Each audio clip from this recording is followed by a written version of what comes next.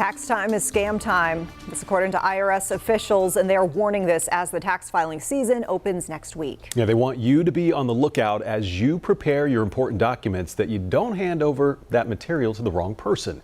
WCNC Charlotte's Colin Mayfield explains what you can do to ward off any issue and make sure you expedite your refund. Yeah, you probably want that money, right? It's yours, so get it when you need it, right? There are tons of sensitive documents that millions of Americans will gather ahead of this tax season coming up here. The IRS says the worst thing you can do, though, is give that information to someone pretending to be a tax professional.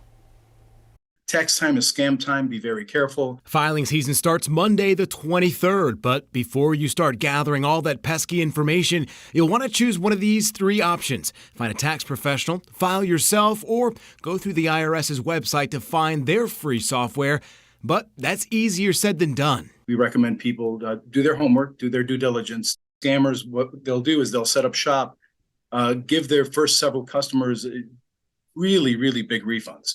So, of course, they go out into their community and say, hey, this guy, he tripled my refund this year. IRS spokesman Luis Garcia says that's how the problem cascades. And before you know it, the scammer has left town and you're left with money that will need to be paid back. This is the one time of year where you're giving all this really valuable information to somebody who's a stranger. Just make sure they're legitimate.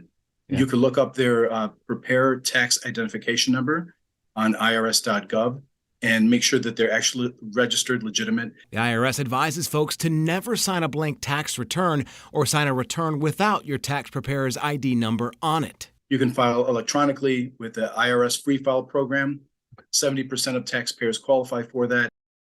And almost 80% of Carolinians are going to get something back this year, so keep that in mind. Don't rely on word of mouth here. Get those taxes in as soon as you can, even though the deadline is in April 18th. Remember, the IRS will not contact you threatening anything to get payment or pressure you over the phone for any information. Colin Mayfield, WCNC Charlotte.